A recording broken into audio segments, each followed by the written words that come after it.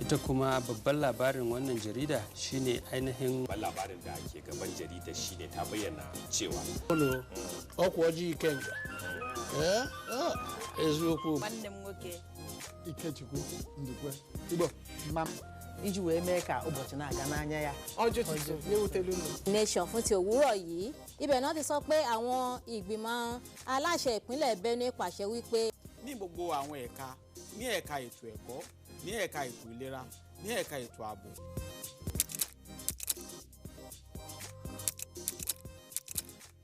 Welcome. It's time for another interesting package of everything music. Angelina, you dey cool in my temperature. If you call, I go come deliver. This is talking movies. In times of old, the world was full of wonder.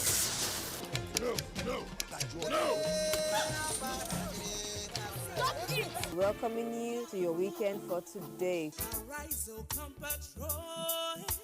It's time to use our voice. beyond 6 packs. Bills. Pay the bills. Keep paying my telephone bills. Keep paying my bills. Welcome to Gallery.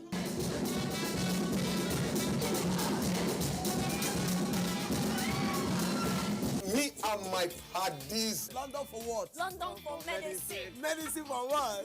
Medicine for coffee. Are you sickness? To our illness. Welcome to Gist Zone. All right, my name is the Eselucien Wego One. Ona nyokoko nyonyo.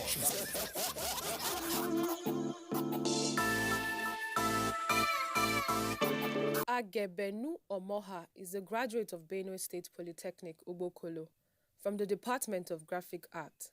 He's very passionate about his work and has made it a point of duty to add value to young and aspiring artists. He goes from school to school to teach different aspects of art expression. This batik is being produced. The batik you see people wear, like the Yorubas and the Cameroonians wear most of the time, how they produce them. This is the processes on how they go about it. Like what you can see here are the materials.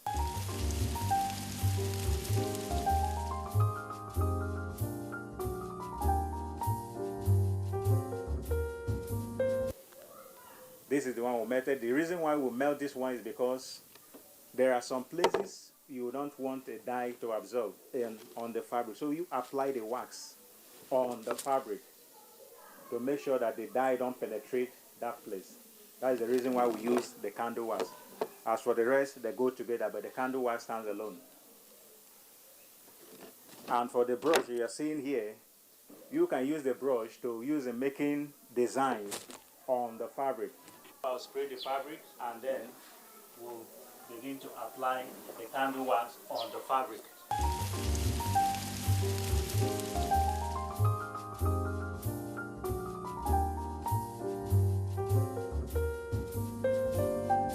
To dry for about 5 minutes, and then we'll prepare the dye stuff before we can dye it.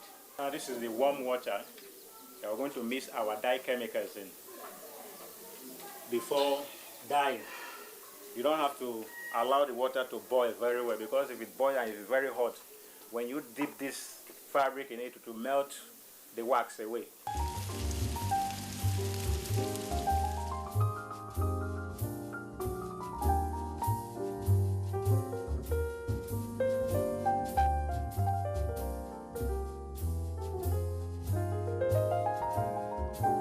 And then these are the dye stuff.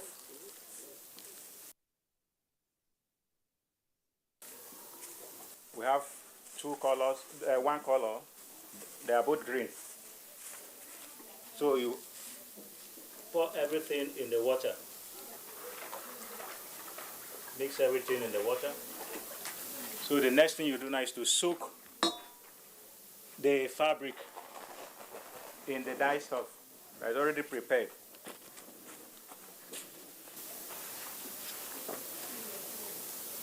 We are now soaking it.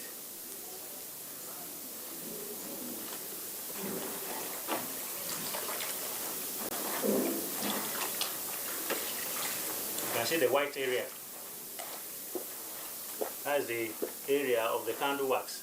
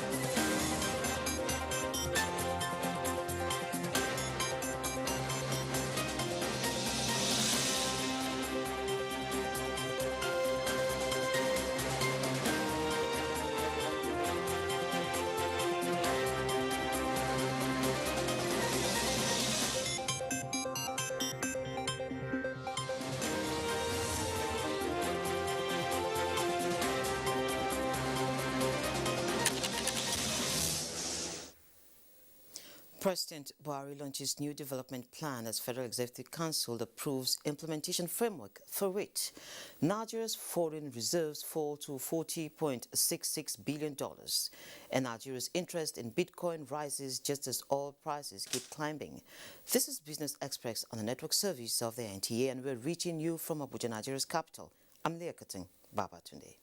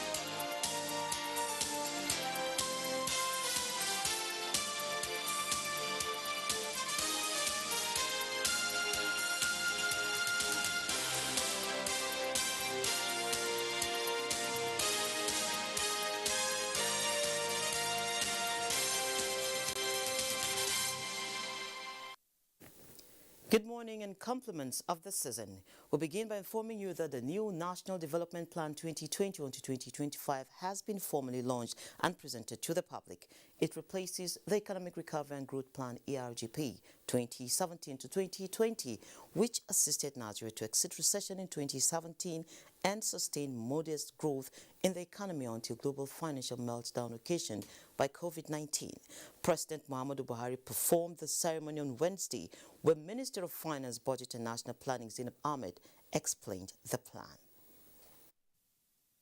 The plan seeks to invest massively in infrastructure, ensure macroeconomic stability, enhance the investment environment, improve on social indicators and living conditions, tackle climate change mitigation, adaptation and resilience strategies, amongst others. It is very important to note that the plan is a pointer to the type of Nigeria we all desire and encourage the use of science and technology and innovation to drive growth. I want to place on record that this plan is sufficiently comprehensive with the capacity to attain various regional and global agendas, including the AU Agenda 2063, the ECOWAS Integration Agenda 2050, and the Sustainable Development Goals 2030. Meanwhile, a strong implementation, monitoring and evaluation framework has been approved by the Federal Executive Council towards ensuring that a new National Development Plan 2021 to 2025 with a size of 350 trillion naira achieves national objectives of a prosperous economy. Vice President Yemi Osinbajo is to head the implementation unit of the plan, while 6 governors representing the geopolitical zones of the country form part of steering committee, which also comprises members of the private sector. Minister of State for Budget and National Planning Clement Agba announced these to newsmen on Wednesday while giving further details on the new National Development Plan. What is different with this plan is that it provides a mechanism to engage, to empower, and to employ our teeming energetic youths. What the plan envisages is for us to build in efficiencies within the system, remove the various binding constraints, all those things that impede on the private sector from running, so that more people can come into business and the ones already existing can grow more. They will employ more people who will pay taxes, and these companies will grow and pay more taxes. And that way we increase our revenues.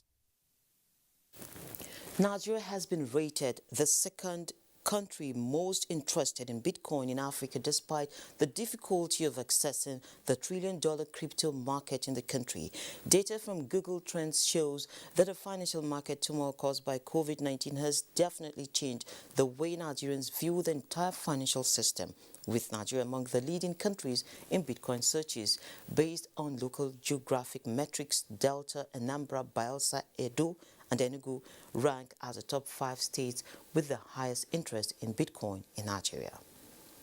And again, latest figures from the Central Bank of Nigeria show that Nigeria's foreign reserve dipped $485.41 million to settle at $40.66 billion from $41.15 billion as of 1st December 2021. In 2020 and 2019, a similar reduction happened during the festive season. In 2020, external reserve dropped by $505.9 million in the Christmas week, while in 2019 it dropped by $665.93 million. This year, the country's foreign reserves have been steadily declining throughout November, starting at $41.82 billion. This week, the Senate passed the 2022 budget and also approved a request by President Buhari to extend the 2021 budget implementation year from December 2021 to March 2022. Also, the House of Representatives passed the 2022 appropriation bill and the 2021 finance bill, and also raised the total estimates of the federal government's budget from the proposed 16.39 trillion naira to over 17 trillion naira. To discuss the budget and its intricacies on the program today is Paul Alaji, a chief economist with SPM Professionals, who joins us virtually via Zoom. Good morning, Mr. Alaji, and thank you, as usual, for joining us. And thank you so very much for having me. I start by saying compliments of the season. Compliments. Thank you so very much. Merry Christmas in advance. I wish you the same. Now, the National Assembly jointly passed the budget. We all know that the price, 17 trillion naira. Very ambitious, I might say. Any key points to watch out for? Well, the National Assembly has passed. Recurrent expenditure is a bit higher. Capital expenditure still the same. Statutory allocation almost the same. One of the things we may want to look at for is infrastructure, which government have said is going to sustain energy, is going to sustain new strength in that line. And if you look at what government budgeted for security, it also shows that government is seems to be interested both in infrastructure and security of Nigerians. So those are two major sectors for us. You may want to look at infrastructure, which include housing, which includes power, and so on and so forth.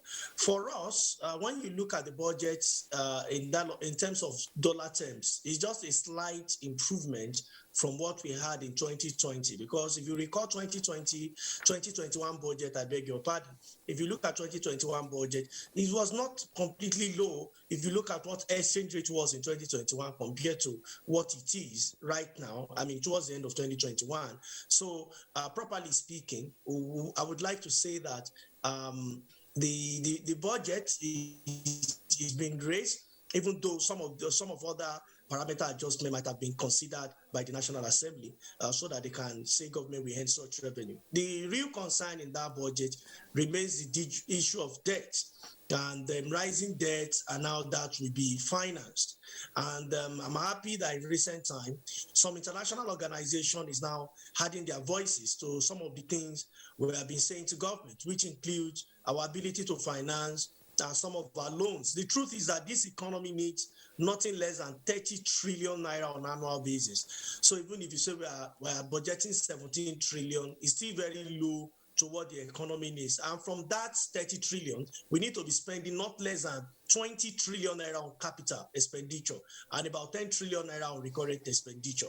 So what do we need to increase in the real sense is our capital spending, because capital means investment. So on one hand, government is not generating enough. And if you ask what is government doing with oil, the price of oil is also going down, no thanks to Omicron. That on one hand. On the second hand, output is also reducing.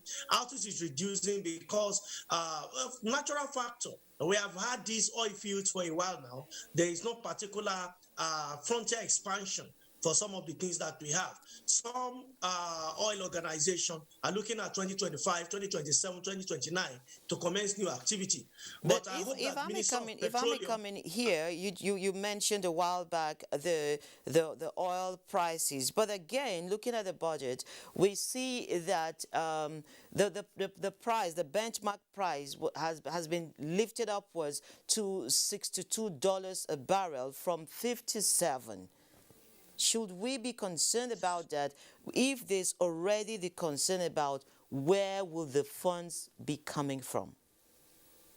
Well, $62 per barrel is still, based on all projections of different economic reports, is still manageable, is still acceptable, even though some of the economies are still shut down now. It's still realistic, if you ask me. I believe that Nigeria can still survive that. My main concern is on output. You know, we are projected at $62 per barrel, even if you have reduced rates, that's the global oil prices. What happens to our output? Our output continues to reduce. And let me just put it out there, that Libya is now rated higher than Nigeria in oil production. What is the population of Libya? Nigeria used to be the highest producer of oil in Africa, but not anymore, because Libya at the time, Angola overtook us. Now Libya has overtaken us in oil output. It is not that there are no more oil in Niger Delta. It only means that the environment is getting weak, and this is not because of activity of militants. No. Because of natural occurrence. We need to expand new frontier. I understand that we cannot base our economy on oil, but the miracle oil does. Just to explain, oil contributes only 7%. Oil contributes only 7% of the GDP. If 7% of the GDP is what most state and federal and local government depend on for the revenue of our country, then your guess is as good as mine. That if you have more of such oil, without neglecting the non-oil sector, especially businesses and private sector for development, then we are talking about the kind of growth we hope to see, the kind of revenue we hope our country and our government will generate and spend not less than 20 trillion. By the way, 20 trillion is bigger than the entire budget we are passing this year. It's bigger than 2009, 2010, 2011 budget together. That is what we need to spend on capital. And by capital, I mean power, I mean rail, I mean road, I mean education, capital component of education and health. We need to spend this money in this regard for us to say in the next 5-10 years, we can say the angel of economic development eventually have decided to smile on Nigeria. Okay, now the president also requested the National Assembly to extend the current budget to the end of the first quarter of next year. What do you see this achieving? Well, extending it to the end of first quarter is a bit of concern. The president has promised Nigeria that we're going to return to normal calendar. Exactly. For me, the time we should be sending our budget to the National Assembly should be around the end of August, early September. National Assembly could also, in the interest of Nigeria, wait to ensure that they do not just pass the budget at both chambers, but they wait to harmonize and send a single document to Mr. President for him to review. The holidays are here. Mr. President is not saying he's going on holiday. So if you are sending the document to him and he has reviewed it, so by taking it to March, from March, effectively you are talking about elections. So if you want 2022 to effectively perform, it's better it starts from 1st of January. So that message when it's coming from Mr. President, 1st of January, we're also getting budget summaries so that we all can prepare. We are saying, oh, we are not available or we have not done our job, private sector, and those that want to invest in Nigeria, wait for us till March.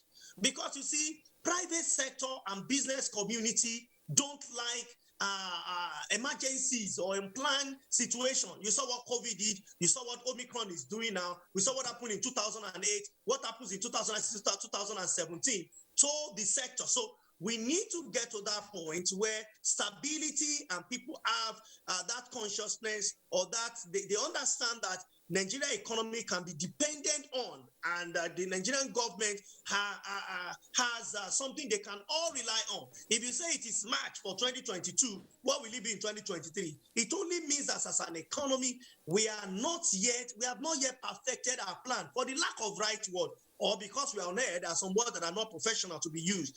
If not, it's a huge worry for those of us who are economic watchers and economic planner. to hear that the single largest fiscal document that we have been given promise, and we have also advised quite a number of places around the world that you can start planning with Nigeria. Which inflation figures are we going to use? You know, is it going to be the one in March or the one in December? Which unemployment figure are we going to be tackling? The Q4 2020, 2021 or Q2 2022 for year 2022? For instance, National Development Plan has just been passed, TAC 2021 to 2025, but it's been passed and inaugurated in December 2021. Come off it. We can do better than this. We are the largest economy in Africa. And for Africa to develop to a large extent, we must show that example. And this will come with our discipline when it comes to presentation of documents like this, whether you call it National Development Plan or you call it the budget, which is so very significant. Okay, before I let you go now, just in 1 minute, what will be the role of private sector players like you and a lot out there in ensuring that this budget works, the National Development Plan works, and also meeting these challenges, bridging them? As you just pointed out, we didn't see COVID coming. It changed everything. What is the role of the private sector? A lot. When you look at National Development Plan, private sector is taking the largest chunk. You know, federal and state government are only contributing a fraction. So there is no economy that can work without private sector, except you are talking about socialist economy. Even socialists in recent times, they've understood the implication of private sector. So if you want the economy to truly work, you work with private sector too. When you talk about budget, I'm happy that Minister of Works and Housing have recently said all those that have worked, the contractors that have worked maybe in his ministry should be paid immediately. Because when those people are not paid, I'm not one of them, by the way, but when those people are not paid, you are only saying that poverty and hunger will continue to stay locally. And these are our local contractors for God's sake. So I was so very happy. I don't know anybody in that bracket that the minister mentioned, but we are now going to be encouraging our engineers, for instance, in the place of infrastructure, and those that are with us locally to get engaged. So when governments have made a plan that is certain, and we are all sure what the plans of government was, and this budget starts working as early as we expect it by March. Recall that by January, if you say budget is in January, when are you going to have financial releases? Sometimes around 60 to 90 days. So how many months do they have to pass? And recall that 2023, most economic activity will not play. What you'll be having in 2023 will be purely elections. So private sector stays at that center, at that core, that can combine different will be our economic activity year. and policies of government for them to become a reality. So Paul, I'm afraid I will have to end this discussion here. I'm told our time is up. Thank you. Thank you so much for having me. Do have a nice one and happy holidays. Happy holidays.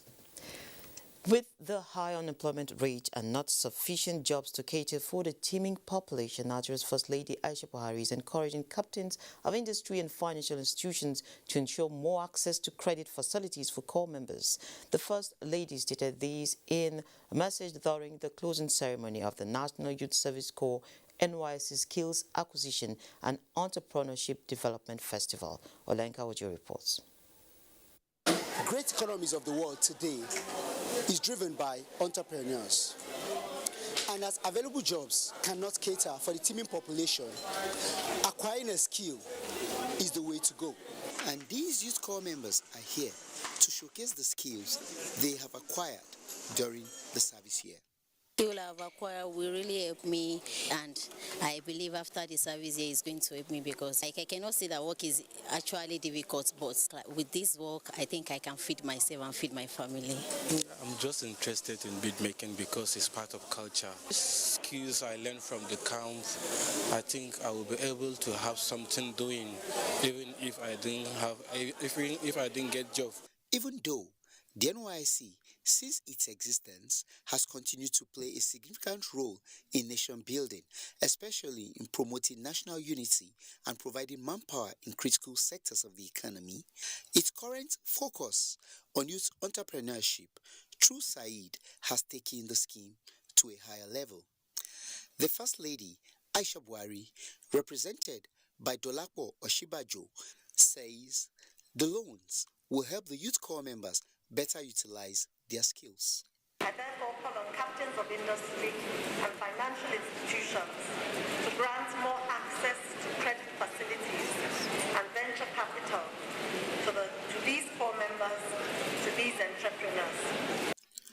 Despite the successes recorded in entrepreneurial development with more than 1 million beneficiaries from the program, Director General of the NYSC says there are some challenges which include shortage of logistics for training and the limited funding opportunities can provide startup capital for only a fraction of core entrepreneurs. This partly informed the proposal for the establishment of the NYS Youth called Trust Fund. The fund will make the side program more impactful, especially through provision of training logistics and startup finances to all the core members to actualize their business plans as core entrepreneurs. The first edition of the Skills Acquisition and Entrepreneurship Development Festival was held in 2017. Surviving COVID-19 is next.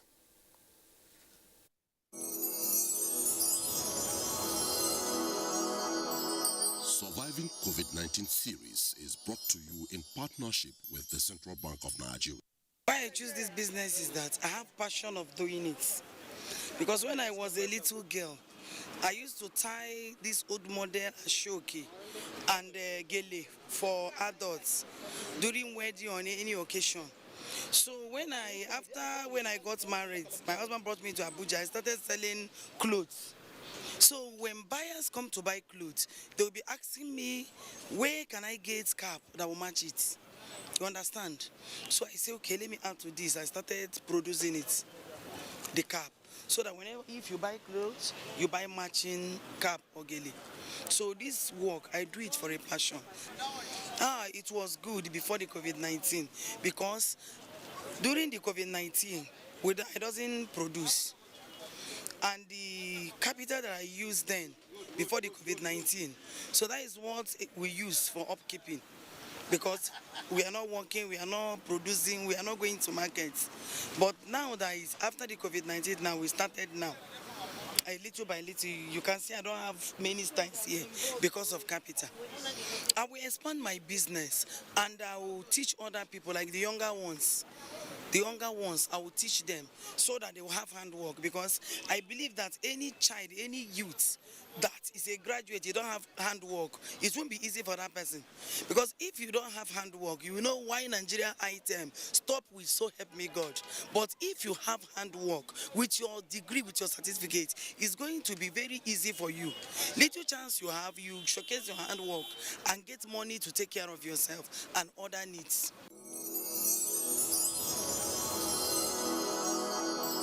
Surviving COVID-19 series is brought to you in partnership with the Central Bank of Nigeria. 2 days to Christmas, and Business Express Market Survey found out prices of some food items at the popular Karu, Nyanya and Maraba markets. The revelation shows that although prices are relatively high, they are slightly lower than the same period last year. Here's a graphic summary of some major commodities.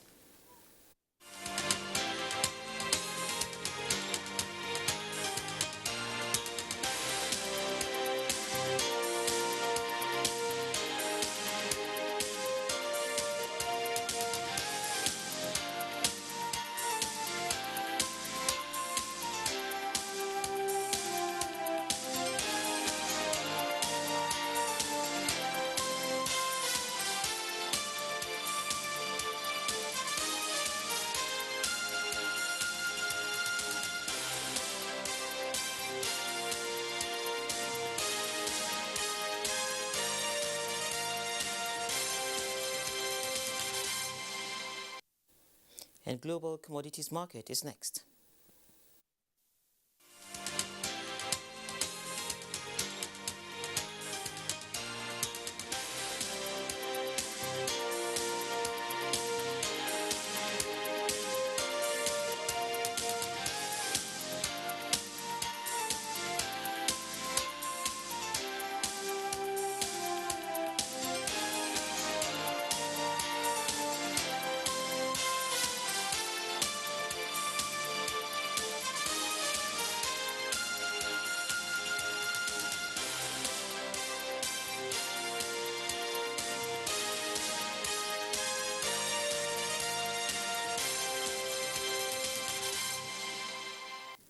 It was a negative close for investors at the close of activities in the equities market on Wednesday as we await figures for today. Meanwhile, the all-share index lost 0.34% at 42,224.22 basis points, pushing equity capitalization to negative territory at 22 trillion naira. 224 million shares worth 2.6 billion naira were traded in 2,677 deals. UAC and Mutual Benefits Assurance PLC and Sovereign Trust Insurance PLC are the most active stocks with a combined volume of over 590 billion naira. Global Market Update is next with Bosley Abel.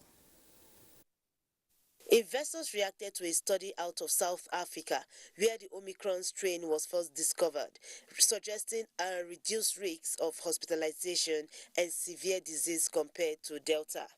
This recent discovery has positively affected African markets, with South Africa's JSE Africa Top 40 and Namibia's overall index opening on a positive note, while others are expected to follow same trend. European stocks are set to open slightly higher Thursday as traders looked to signs that the Omicron COVID-19 variant is not as severe as previously feared. Britain's FTSE 100 is seen climbing 27 points to 7,347. Germany's DAX rising 51 points to 15,617. And the French CAC 40 up 30 points at 7,068. Shares in Asia Pacific rose in Thursday's trade as fears over the Omicron COVID variant eased. Hong Kong listed shares of Chinese e-commerce Titan JD.com plunged 7.95%, while Tencent soared 4.2%. Nikkei appreciated 0.83%. Mainland Chinese stocks like the Shanghai Composite was 0.55% and the Hang Seng Index also rose 0.41%. U.S. stock futures were little changed early Thursday morning following the second trading day in which equities climbed higher as investors looked past earlier jitters about the spread of the Omicron COVID variant. Futures contrast tied to the Dow Jones Industrial Average added 0.07%. S&P 500 futures rose 0.06% and Nasdaq 100 futures were near the flat line. Boss said the able Business Express. When the Business Express, a program for today here, and we return to you tomorrow at 3. Thank you for watching.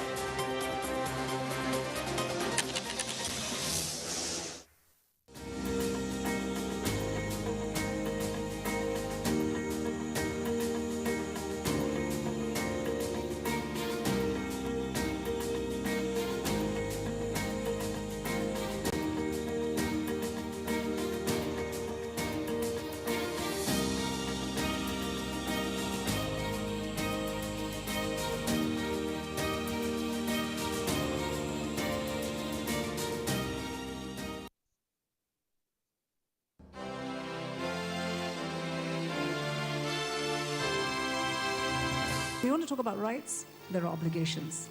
I'm not saying that this government is a saint, it's very far from it. But there are things that we can do to make it better, and that's the challenge I'm throwing to you. You don't want to build this nation? I don't know where else you want to go. If I had a choice, I'll come back. When I stand outside and I hear what you have to say about this country that I know that I can die for as one, then I'm really sad because you're young. You have education. You have tools. You have a huge future ahead of you. And you're condemning yourself before you started on that journey. So please don't do that. Please don't.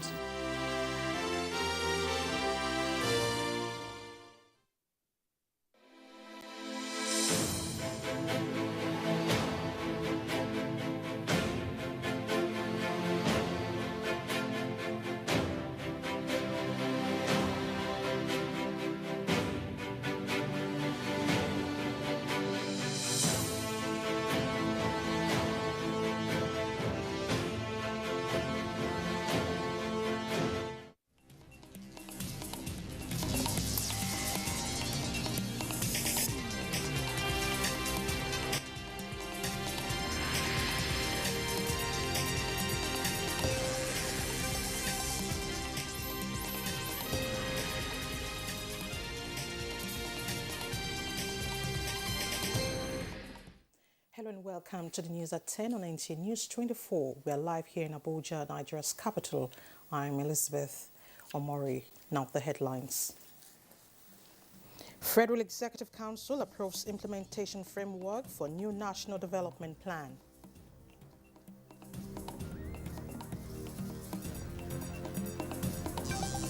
National Assembly to address concerns in Electoral Act Amendment Bill. As a National Assembly, we address the situation in whatever way is appropriate. Efforts to enhance security. Police Service Commission approves promotion of more than 8,000 officers.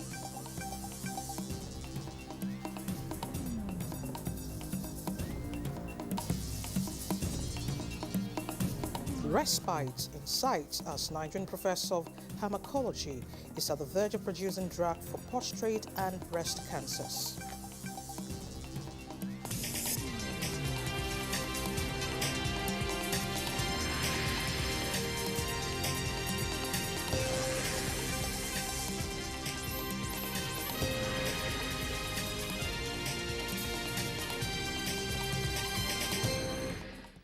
Thanks for staying with us and compliments of the season. A new National Development Plan 2021 to 2025 has been formally launched and presented to the public. The plan replaces the Economic Recovery and Growth Plan 2017 to 2020, which assisted Nigeria to exit recession in 2017 and sustained modest growth in the economy until the global financial meltdown occasioned by COVID-19. State House correspondent Adamu Sambo reports that President Muhammadu Buhari performed the ceremony in Abuja.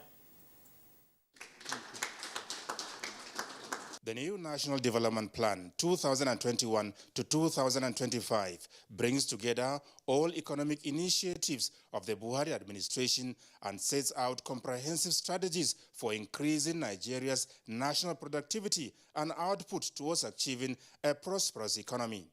President Muhammadu Buhari did not speak at the launch, but as the Minister of Finance, Budget and National Planning, Zainab Ahmed explains lessons from the previous Vision 2020 and ERGP guided the development of the new National Development Plan. The plan seeks to invest massively in infrastructure, ensure macroeconomic stability, enhance the investment environment, improve on social indicators and living conditions, tackle climate change mitigation, adaptation, and resilience strategies, amongst others. The new National Development Plan has, amongst other pillars, coherent policy trust, realistic macroeconomic framework, prioritized and sequenced lists of programs and projects to drive annual budgets, as well as robust framework to ensure effective implementation. It is very important to note that the plan is a pointer to the type of Nigeria we all desire and encourage the use of science and technology and innovation to drive growth. I want to place on record that this plan is sufficiently comprehensive with the capacity to attain various regional and global agendas, including the AU Agenda 2063, the ECOWAS Integration Agenda 2050, and the Sustainable Development Goals 2030. And in order to have the future that all Nigerians desire, the plan is also developed to play a sizable role in what the minister called the product complexity space internationally and adopts measures to ease in constraints that have hindered the economy from attaining its potentials. The plan provides for the implementation of major infrastructure and other development projects across the 6 geopolitical zones of the country and the opening up of opportunities in the rural areas to ensure balanced development and increase competitiveness. This government, more than any other, have taken deliberate, active steps to include all economic groups and support them more than has ever been done in order that they achieve their economic objectives, in order that the country's economy continue to provide for all and we witness more prosperity. I'm sure all of us in the 36 states and FCT are very, very happy, and we appreciate both the president and the vice president because under them states have been given the pride of place. The new National Development Plan is a product of an all-encompassing governance structure that comprised the National Steering Committee, the Central Working Group, as well as 26 other working groups supported by a secretariat domiciled in the Federal Ministry of Finance, Budget and National Planning. From the State House, Adamu Sambu, NTA News. Meanwhile, a strong implementation, monitoring and evaluation frameworks have been approved by the Federal Executive Council to ensure that the new National Development Plan 2021 to 2025, with a size of 350 trillion naira, achieves national objectives of a prosperous economy.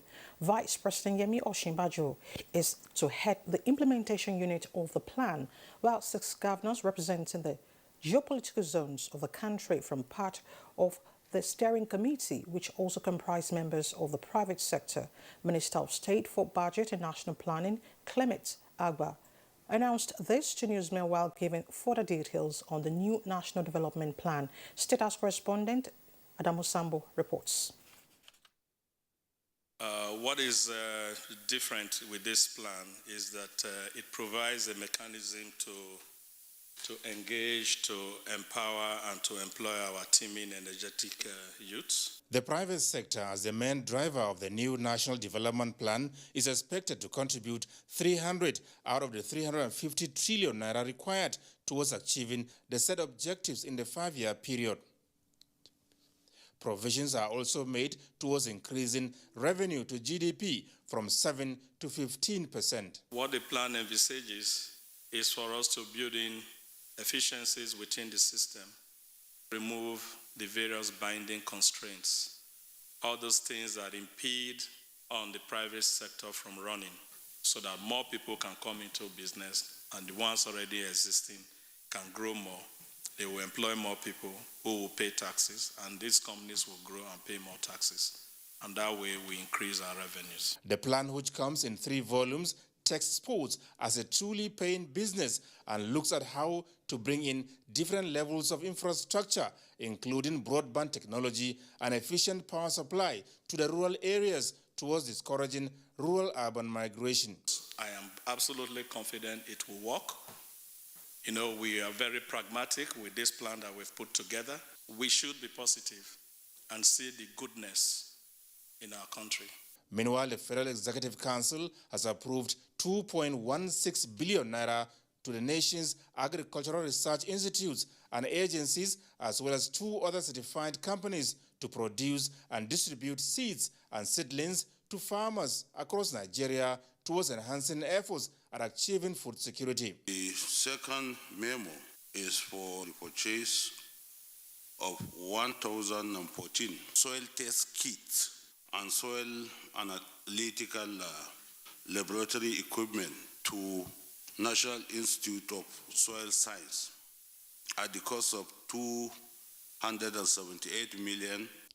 The Ministry of Water Resources also secured approval to utilize over 3.5 billion naira in the execution of 2 contracts for Gashua Water Supply Project Phase 2 in Yobe State. Essentially, this contract was awarded to address the acute water supply situation in Gashua, which is well within the Sahelian region. And also because in recent years there has been some prevalence of kidney diseases and kidney failures, and quick intervention was required so that we'll be able to address this situation. The Minister, Suleiman Adamu, said already as an interim measure, the National Water Resources Institute under his ministry has commenced an in-depth investigation towards ascertaining possible reasons for the high prevalence of kidney disease in the area. In the meantime, a moment of silence was observed in honor of the late Hussaini Akwanga, former Minister of Labor and Productivity under the Obasanjo administration, who died recently at the age of 77. From the State House, Adamu Sambo, NTA News. Meanwhile, the Federal Executive Council meeting, which continues today, will be presided over by Vice President Yemi Osinbajo. Now, senators passed their 2022 budget of 17.1 trillion naira, an increment from 16.3 presented by the executive. National Assembly correspondent Ignatius Nkwo reports that the oil benchmark was increased from $55 to 62. On the 7th of October 2021, President Muhammadu Buhari presented the 2022 Budget of Economic Recovery and Sustainability to the National Assembly. 6 weeks after, both chambers have passed the budget. Senate reconvened from Wednesday's plenary into a closed-door session which lasted 1 hour, and it was time for business of the day. Chairman, Senate Committee on Appropriations, Jibrin Barau, presented the committee's report on the 2022 budget and provided explanations for the increase in deficit. The deficit was increased by 98 billion to include some other requests made by the executive arm of government to take care of some projects of national importance which were not provided in the submitted budget estimate and could not be covered by the increase in revenue. Today, by the grace of God, we have passed the budget for 2022. And that is a huge, very big milestone, very historic, and this is something that we are supposed to ensure that as long as we are in this Senate, up to our tenure, that we pass the budgets as regularly as we have established. Out of the 17.1 trillion naira 2022 budget, 5.4 trillion is for capital expenditure. Recurrent expenditure is 6.9 trillion. Statutory transfers, 869.6 billion. Debt service, 3.8 trillion. There was an increase in oil price benchmark from 57 United States dollars to 62. Oil production of 1.88 million barrels per day. Exchange rate of 410 naira 15 kobo to $1. Gross domestic product of 4.2% and inflation rate of 13%. Federal Ministry of Works and Housing has the highest capital allocation of 470.1 billion naira. Agriculture and Rural Development, 285.3 billion. Defense, 204.6 billion. Education, 159.6. Health, 130 billion. Transport, 93.6 billion. And Ministry of Information and Culture, 23.6 billion. I want to assure all Nigerians that we are here as an assembly because we have been elected to serve as members of the assembly, parliamentarians. Everything and anything we do, we try to put Nigerians in the center of it. Senate also approved President Muhammadu Buhari's request for virement of 276.7 billion naira for funding critical infrastructure in the 2021 budget. President of the Senate, in his closing remarks, explained that conclusion of works on the Constitutional Amendment Bill will be paramount in 2022. Well, this is the last plenary session as Senate has adjourned plenary to Tuesday, the 18th of January 2022 for the Christmas and New Year holidays. From the National Assembly, Ignatius Nkwo, NTA News. Meanwhile, Senate President Hamid Lawan says the National Assembly will address issues raised on the Electoral Act Amendment Bill by the President when both chambers reconvenes January 2022. So that we look at the issues raised and then as a National Assembly, we address the situation in whatever way is appropriate. I believe that this National Assembly, and particularly this Senate, has done so much. It would be recalled that the President cited high cost of conducting direct primaries, security, challenges of monitoring the election, violation of citizens' rights, and marginalization of smaller political parties as reasons for the decline to assent the electoral bill. You're watching the news on NTA News 24. Coming up, NNPC rakes in 203 billion naira for petroleum products sale in July 2021. Details when we return. Advertising your goods and services on the right channel gives you an edge over your competitors. NTA News 24 has all the platforms for your target audience. The station is on DSTV channel 419, GoTV channel 46, StarTimes channel 101, and Free TV channel 703. With our digital format and wide range, we can reach your customers in next to no time. We are eager to promote your business, goods, and services. So, partner with us for a very rewarding business experience. For more information, please call or Visit our office at NTA Headquarters, Area 11, Garki, Abuja. 9th of February 2021, Senate's first plenary for the year, but it started on a sad note. The death of former member of the House of Representatives, Prestige OC, led to the suspension of legislative business on that first day. It was a busy year for the Senate. Confronted with several issues of public importance, insecurity received the first legislative jab as the legislators on the 17th of February 2021 passed a resolution urging the president to declare state of emergency in the security sector. To ensure that we come up with a strategy of ensuring security in schools. In this year's budget, there is a substantial allocation to address challenges of insecurity. Senate, in the year under review, also intervened in other sectors of the Nigerian economy. There were motions to stop casualization in workplaces, warning to other countries against the maltreatment of Nigerians, motions on the review of the physical security in Nigerian correctional centers. Among the bills passed in 2021 include the 2022 Appropriations Bill, Finance Bill 2021, 2021 Supplementary Budget, NIPOS Repeal and Reenactment Bill, National Agricultural Fund Bill, and the bill that seeks to abolish the dichotomy between first degree and higher national diploma, Firearms Act Amendment Bill, the Petroleum Industry Bill, Electoral Act Amendment Bill after some disagreement among the legislators on electronics transmission of results and mode of primaries for political parties. We want our democracy to grow, and we don't want a situation where some few individuals will be the one responsible for calling the shot if it comes to elections. The Petroleum Industry Act, because it is now an act, it's something that had been in the National Assembly for the past 17 years, and all the previous assemblies were not able to pass it for one reason or another. But with the kind of leadership that we have now in the Senate and the National Assembly in general, we were able to pass it. Within the year, Senate confirmed more than 20 presidential appointments. These include past service chiefs as non-career ambassadors, chairman of the Economic and Financial Crimes Commission, Abdurrashid Bawa, confirmation of service chiefs, confirmed Controller General of Nigerian Correctional Service, confirmed the nomination of Muazu Sambo from Taraba State for appointment as Minister of the Federal Republic of Nigeria, but turned down the appointment of Loretta Onochie as INEC Commissioner. Actually, Loretta, there was genuine clamor for the fact that not only because there was already somebody representing, her own state, but because of the fact that she was seen to be politically leaning towards a particular party. Senate maintained its working relationship with other arms of government, especially the executive.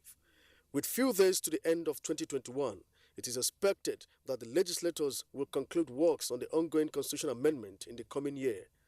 Ignatius Nkwo, NTA News. And in the Green Chambers, 2021 has been another challenging year for the global community. For the House of Representatives, the outgoing year was one of many shades, marked by successful and sad moments. National Assembly correspondent Lami Ali reports. Done and dusted is the term as the House of Representatives again passed the 2022 budget in record time. This closes the chapter of activities in the Green Chamber for the year. Other landmark legislations in 2021 include passage of the Petroleum Industry Bill, now an act of the National Assembly, breaking the jinx of close to 2 decades. It was passed same day with the Electoral Act Amendment Bill, consideration of which became dramatic as some members of the minority staged a walkout in protest over the clause allowing INEC to decide mode of transmission of election results. We have a legislative agenda in this 9th House of Representatives, which we tagged our contract with Nigerians. We will do everything within our power to keep the commitments we made in that document, so that when we appear before our various constituencies, we can stand tall in the knowledge that despite challenges and difficulties, we did what we promised to do, and given a chance again, we will do even more. Like other assemblies, the 9th House has the Constitution Amendment Bill in the works. Public hearing was held across the 6 geopolitical zones to collate stakeholder opinion.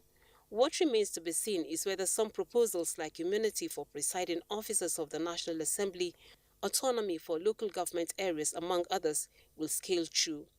All bills related to constitutional amendment must be passed by two-thirds majority.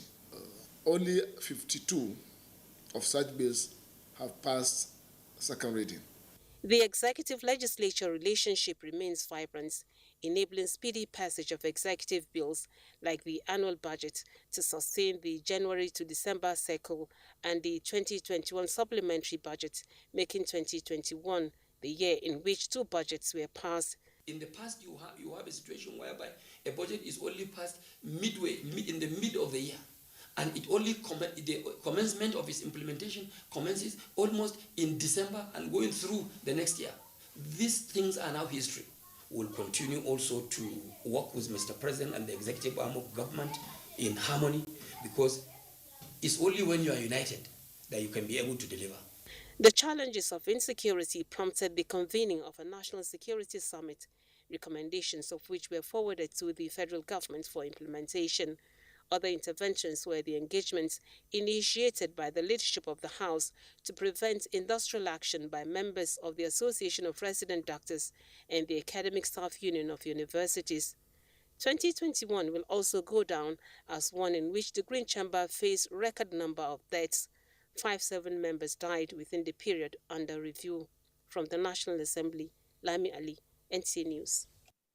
Plateau State Government, in collaboration with GIZ, has organized a two-day policy review retreat for State Executive Council members, permanent secretaries, chief executives, chairman of boards, and parastatals and special advisors to the Executive Governor of Plateau State. The retreat is to assess and evaluate the level of implementation of the project and programs earmarked by the state government.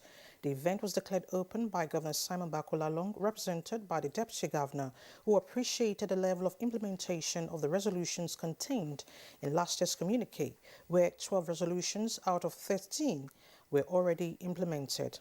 At the end of the retreat, a 5-point communique was issued with the state government restating its determination to prioritize critical projects for execution and completion of ongoing ones within the tenure of present administration. All MDAs must put hands on deck to create jobs that would take 20,000 youth out of the unemployment market by 2022. The MDAs are to explore other alternative sources, funding, including public-private partnership and donor agencies for implementing critical sectors. The retreat resolved to adopt the state monitoring and evaluation policy and law to ensure self-tracking of projects and programs. There are 4 policy sub-councils to further meet before 31st of December 2021 to review all the projects and programs of MDAs under their respective purviews with the aim of restructuring and rescoping them within the time frame left for the administration, and to also come up with practical implementation strategies for delivering same. In other news, the identity harmonization policy of government means that the national identity number NIN is requested at every turn, thereby unduly exposing the holder to identity theft and other risks. Well, all that is about to change as the federal government approves NIN tokenization to protect the NIN and other data linked to it. Victor Azu tells us more. The National Identity Number, NIN, has become very important in recent years as it is linked to other personal data. With this improved relevance comes significant risk, as the NIN is required for renewal of international passports, driver's license, and more importantly, bank transactions. The NIN tokenization recently approved by the federal government is to ensure that identity holders take back control of their personal data by generating tokens in place of NIN from the NIMC mobile application or via USSD on a smartphone. The tokenization solution is customized to provide data privacy and protection of personal identifiable information and to protect the sanctity and sensitivity of the NIN issued by NIMC to registered individuals. The development appears to benefit several sectors as stakeholders at the Sensitization Forum open up on how tokenization will make their jobs easier. We have people who are fugitives, we must track them. And the only way we track is through tokenization, through identity management. At the point of complaint, at the point of gathering intelligence, at the point of investigation, at the point of prosecuting, it is very important that you have the identity of that person well established. Apart from ensuring NIN security, the mobile app also provides a platform to print the NIN slip and keep an eye on modifications to the holder's NIN profile. In Abuja, Victor Azu, NTA News. Now, more than 900 youth from the 6 states of the Northeast have successfully completed computer training under the Ntalive program. During a graduation ceremony held in Yola, the graduates commended President Muhammadu Buhari for the initiative, which has already added value to their lives. Riyanu Bala reports. 900 youths from the 6 states of the Northeast were trained on various computer programs and applications for 2 months in Yola. They said the Ntalive program has exposed them to different computer skills and techniques which will enable them fit into the ICT world. The participants were presented with laptop computers to further enhance their computer skills as well as make them productive in life. I learned so many things about computer, how to use mouse, how to use keyboard, how to design a web. We are not developing our own software that we can be on the net globally. So I'm so much happy, I'm so much grateful. Thank the President of Nigeria. The coordinator of Social Investment Program in Adamawa State, Mary Apagu, and other resource persons say the federal government is committed to create jobs and develop the youth through entrepreneurship. We appreciate our dear President, President Muhammadu Buhari, for his foresight in bringing such laudable program for youth to develop their skills. It tells us how worthy the potentials within our people is and how viable such a program is to the development of our younger people especially. In appreciation to the value added on their lives through Empower, the youth composed a song for President Muhammadu Buhari because of the initiative. In Yola, Rayanu Bala, NTA News. Time to take another break. To stay with us.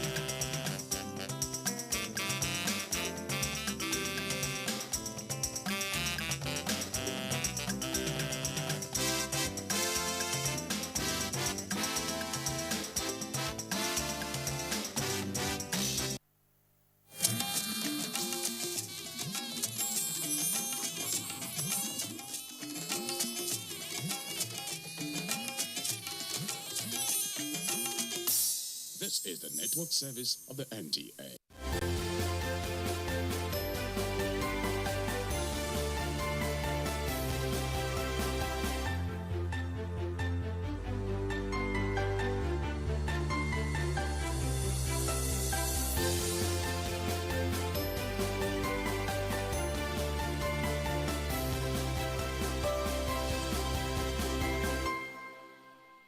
Since January 2016, the advancement of the 2030 agenda of the Sustainable Development Goals in Nigeria have been top action priority of President Muhammadu Buhari-led federal government.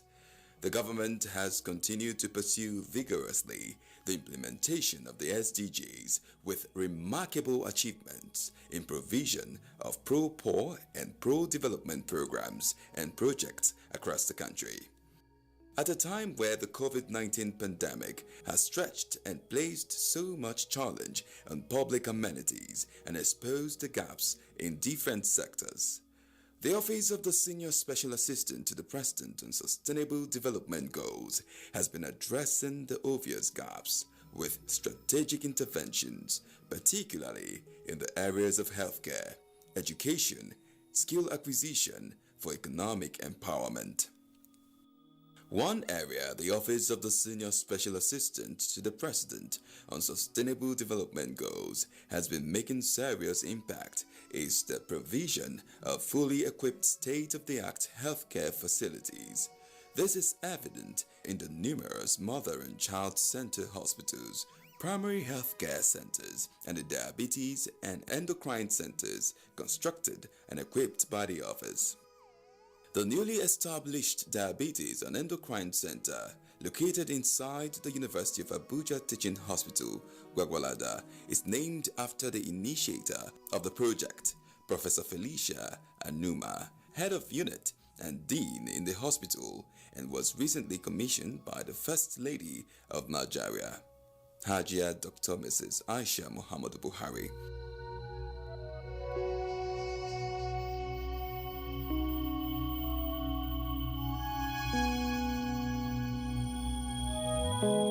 The center will provide specialist clinical care to diabetes patients and endocrine disorders, offer teaching and training opportunities to undergraduates, resident doctors, and others, while serving as a hub for research in the field of diabetes and endocrine disorders, as stated by the Senior Special Assistant to the President on Sustainable Development Goals, Princess Adejoke Orilokpe Adefulire, who also restated the commitment of the federal government to continue to prioritize interventions that will have significant impacts on the lives of the poor and vulnerable Nigerians in the quest to achieving the 2030 Agenda for Sustainable Development.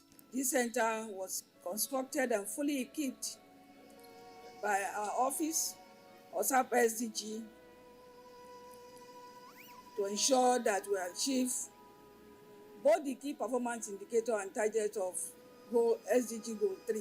This project will service everybody as we strive to do more, to construct more all across the Federal Republic of Nigeria. Indirectly, among the numerous programs and projects aimed at socio-economic transformation of Nigeria, we continue to endear you to the citizens of Nigeria, and we will continue to partner with you, Your Excellency, the First Lady of Nigeria, and other critical stakeholders as we strive to fast-track the achievement of SDG in our dear country, Nigeria. Fully equipped with state-of-the-art facilities, the center will serve as one-stop center for multidisciplinary handling of patients with diabetes and other endocrine diseases. Some of the facilities for smooth and efficient delivery of services at the center include an endocrine laboratory, dual 120-seater lecture and seminar room, 4-bed male and female wards, treatment room, in-house pharmacy, consulting rooms, mother and patient management, and transfer appliances. Others include ambulance bay, recreational courtyard, and fully equipped computerized system.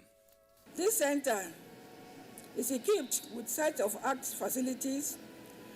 They include, among others, dual 120-seater lecture theater and seminar room, 4-bed male and female private ward, treatment room, in-house pharmacy, endocrine laboratory, consulting rooms, hybrid electronic laboratory, and fully equipped computerized facilities.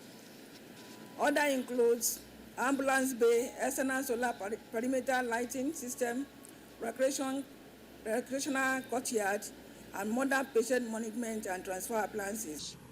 In his welcome address, the Chief Medical Director, University of Abuja Teaching Hospital, Professor Bisola Ahmed Ekele, said the commissioning of the Professor Felicia and Numa Diabetes and Endocrine Center marks a milestone in the history of the hospital, as it is the first time in nearly 30 years of the Vasti's existence that a Nigerian First Lady is visiting the hospital. He thanked the First Lady, Her Excellency Dr. Mrs. Aisha Buhari, and the Senior Special Assistant to the President on SDGs, Princess Adejoke Orilokbe Adefulire, for providing the Diabetes and Endocrine Center, well equipped with state-of-the-art facilities, to the University of Abuja Teaching Hospital.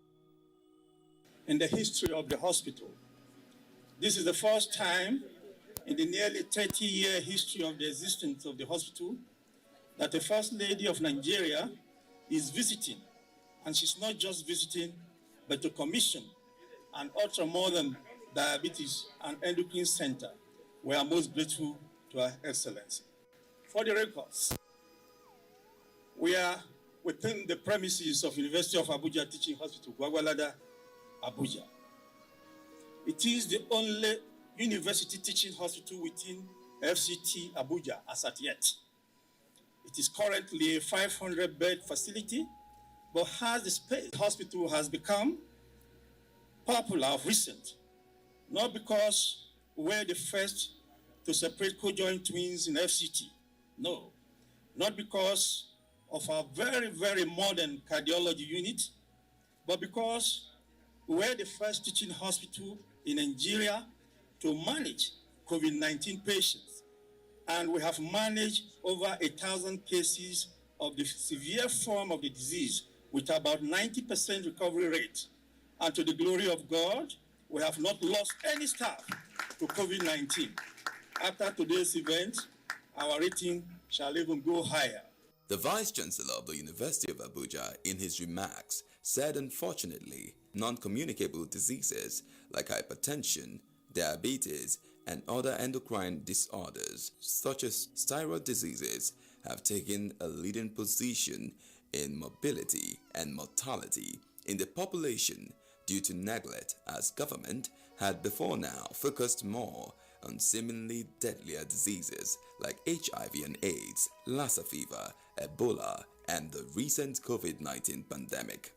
While thanking Her Excellency the First Lady of Nigeria and the office of the Senior Special Advisor to the President on SDGs, he said diabetes, which is the most common endocrine, is prevalent in Nigeria, ranging from 3.0% in the northwest to 9.8% in the south-south. Noted that the newly commissioned Diabetes and Endocrine Center will tackle the huge gap in the detection and treatment of endocrine-related diseases in Nigeria. This center that Your Excellency has made to happen, that our SDG office in the presidency has made to happen, is the first of its kind in Nigeria. This is a collaborative effort of the First Lady, Her Excellency Dr. Mrs. Aisha Buhari, the Senior Special Assistant to the President of Sustainable Development Goals, Princess Adejoke Orilokbe Adefulire, and Professor Felicia Noma, Dean, Faculty of Clinical Sciences, and President, Diabetic Foods Nigeria Initiative. The center is intended to fill in the gap in human capital in this unique field of medicine by providing state-of-the-art service, training of resident doctors, and research to curb the burden of endocrine diseases.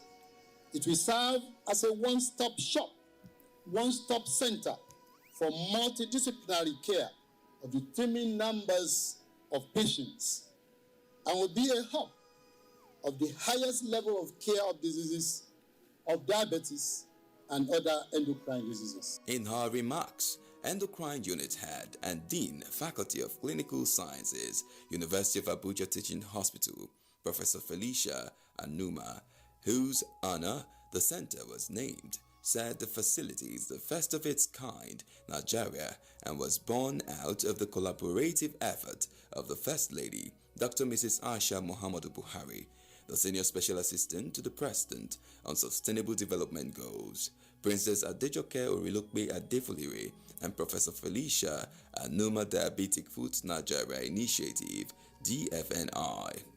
Professor Felicia said the health facility will serve as one-stop center for multidisciplinary care for the teeming number of patients with diabetes and other endocrine diseases. She added that the center is intended to fill the gap in human capacity in the major field of medicine by providing training for resident doctors and other experts in the field aimed at curbing the burden of endocrine diseases in the country.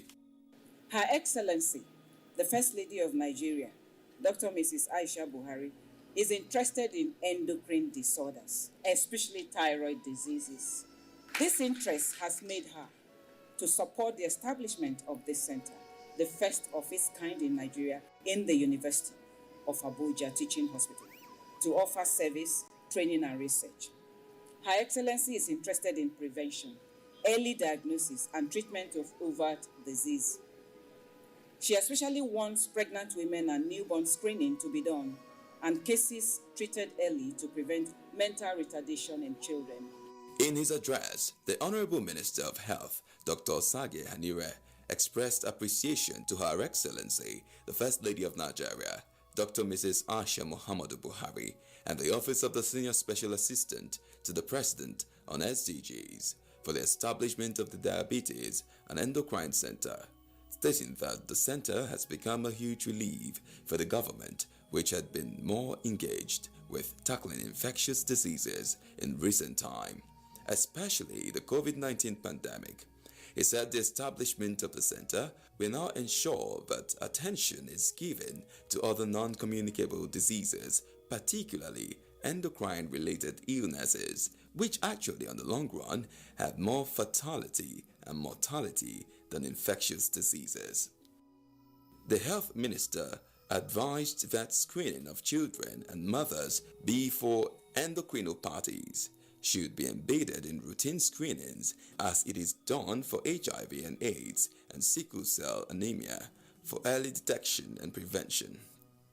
He commended the First Lady for facilitating the center and for her genuine interest towards the provision of quality healthcare delivery to Nigerians. He also tasked the management of the UATH on ensuring that the hospital is properly utilized. The endocrinopathy has not been very well attended to of late. We know that our attention in Nigeria has been largely on communicable diseases, and we have been particularly occupied with the COVID-19 pandemic, which still dominates the headlines.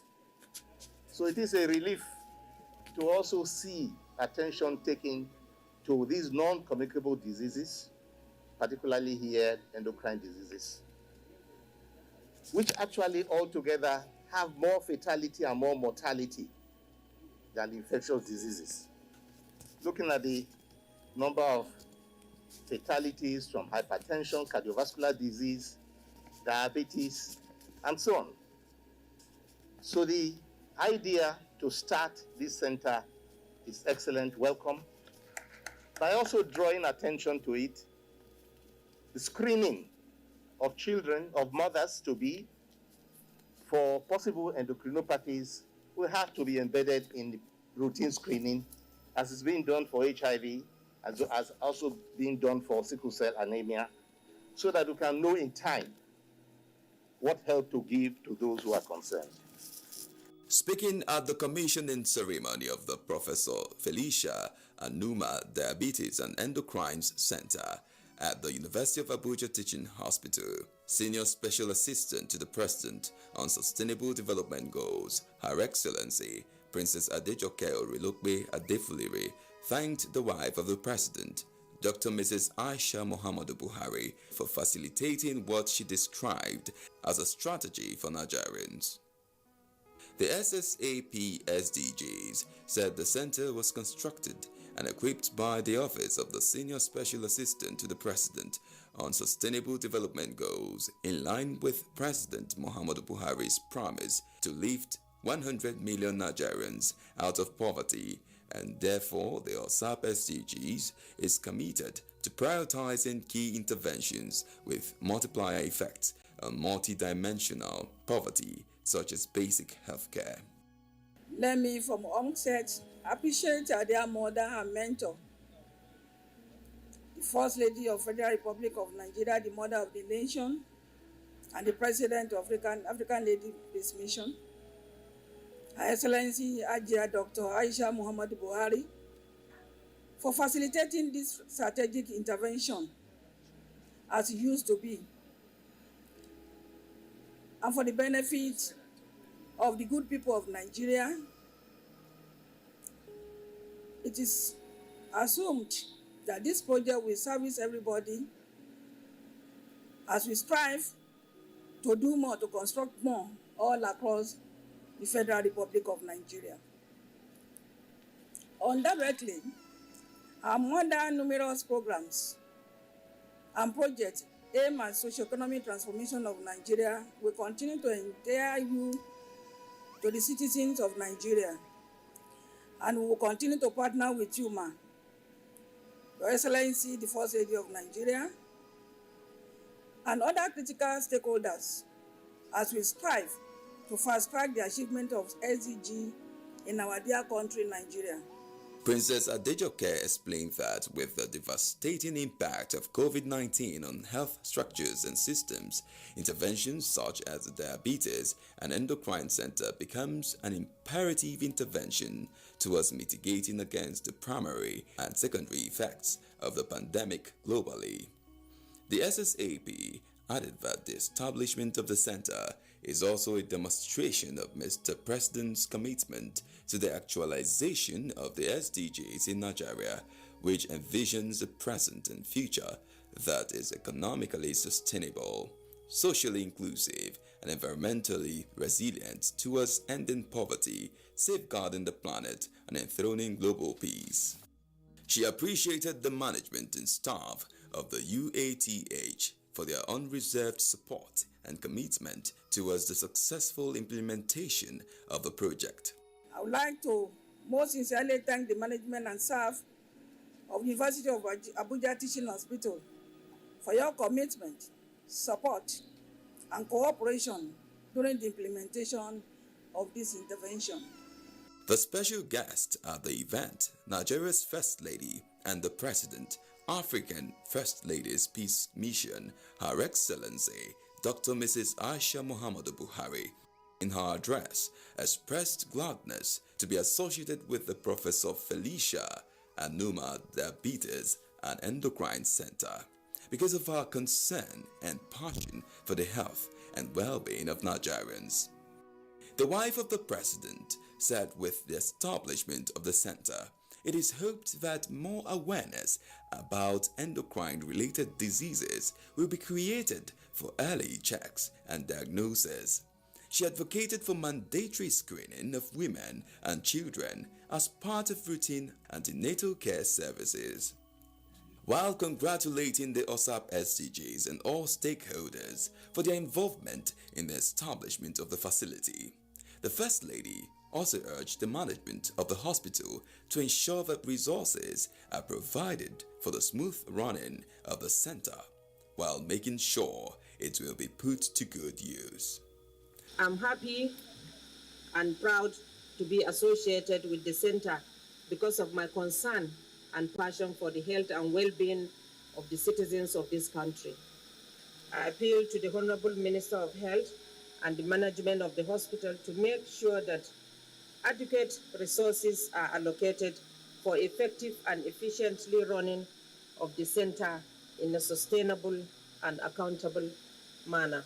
With efforts towards the implementation of the SDGs being intensified in decade of action for the goals, the Office of the Senior Special Assistant to the President on Sustainable Development Goals is also in line with President Muhammadu Buhari's commitment to lifting 100 million Nigerians out of poverty in 10 years, geared towards the overall actualization of the SDGs in Nigeria, has remained focused on prioritizing and delivering key interventions with multiplier effects on the multi-dimensional poverty triggers such as basic healthcare and education in Nigeria. Like the intervention in University of Abuja Teaching Hospital, the Office of the Senior Special Assistant to the President on SDGs has also completed and delivered a 120-bed, fully equipped Muhammadu Buhari Mother and Child Care Hospital in Gashua, Yobe State. Speaking during the commissioning of the hospital, the Senior Special Assistant to the President on Sustainable Development Goals, Princess Adejoke Orilokpe Adefulire, stated that in fulfillment of President Muhammadu Buhari's promise to lift 100 million Nigerians out of poverty in 10 years, her office is committed to prioritizing key interventions with multiplier effects on multi-dimensional poverty, such as basic healthcare and education provisioning. This includes a focused and deliberate provision of improved and sustainable healthcare delivery to all Nigerians while leaving no one behind.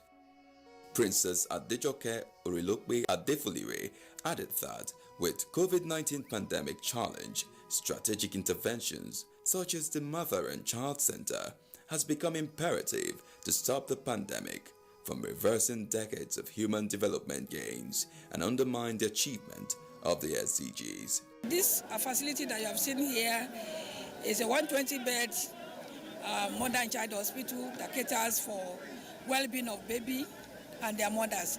And the facility will take care of the prenatal, antenatal, postnatal, gynecology, and of course it also takes care of delivery, post-delivery complication, pre-delivery complication, and post-delivery complication that might arise. And if the children also have any issue, complication, this we attend to it. We have physiotherapy machine, we have incubator for the most tiny baby here to survive. It will help government in reducing maternal mortality and infant mortality in this community, in this state and this senatorial district, and show the commitment of the President of Nigeria, President Muhammadu Buhari, on good health and well-being, which is goal 3 of the SDG. Our own is to intervene and to fill the gap. So, and to complement the effort of the Federal Ministry of Health and the state government to work together at the national and sub-national level to ensure that our people are given adequate care and health care coverage, to ensure that health and well-being is very, very taken into consideration when in achieving sustainable development goals. The facility, which is one of such sophisticated mother and child care facilities to be constructed and equipped by the Office of the Senior Special Assistant to the President on Sustainable Development Goals, OSAP SDGs, across the country, was commissioned by the Senate President, Dr. Ahmed Lawan, at a ceremony well attended by officials of the state government and traditional rulers. Speaking while commissioning the Mother and Child Center, Senate President, distinguished Senator Ahmed Lawan, said the people of Yobe, and indeed Nigerians generally, will benefit from state-of-the-art equipment installed at the facility. This is now our project, is our facility, is no more government facility. It is for the people of this area to ensure that everything here works, nothing is vandalized, and that is to keep watch, to monitor, to ensure that once something is not going on well, our attention is called upon so that we are able to intervene. But from what I've seen here, I think this facility is able to compete with any facility, similar facility in any part of the world. Lawan, who commended OSAP SDGs for the diligence put in the execution of the construction of the center, charged the beneficiaries of the project to take ownership of the facility while asking for more of such interventions. The Mother and Child Care Center is equipped with state-of-the-art facilities, including 2 operating theaters, recovery rooms, private and general wards, scanning room, consultation rooms, and laboratory. Others include ultra scan machine, vacuum extractor delivery set, and an emergency cart with full complements. Princess Adejoke Orilokpe Adefulire while conducting the Senate President and other dignitaries round the healthcare facility noted that the intervention is strategically and directly linked to the achievement of the SDG 3 on quality health and well-being for all, as well as the other cross-cutting SDGs. The presidential advisor stated that her office expects that Yobe state government and indeed other state governments benefiting from such intervention will make judicious use of the facilities in a sustainable way for the benefit of our mothers and children. She also appreciated the President of the Senate, Dr. Ahmed Lawan, for his commitment to the success of the SDGs in Nigeria, and the Governor of Yobe State, Alhaji Mai Malabuni, for his support and cooperation in the collective desire to implement the 2030 Agenda for Sustainable Development in Nigeria. The State Commissioner for Humanitarian Affairs and Disaster Management, Dr. Abubakar Ilia, who represented the Yobe State Governor Mai Malabuni, thanked President Muhammadu Buhari for providing what he described as a significant healthcare intervention, adding that the project is in conformity with the state's vision of ensuring improved access to quality and affordable healthcare delivery to the people. While extending his appreciation to the Senior Special Assistant to the President on SDGs, Princess Adejoke Orilokpe Adefolire, and the Senate President, Dr. Ahmed Lawan, for facilitating the state-of-the-art facility, the governor urged the health workers to endeavor to adopt a sustained maintenance culture towards ensuring the judicious use of the facility and providing efficient healthcare services to the people.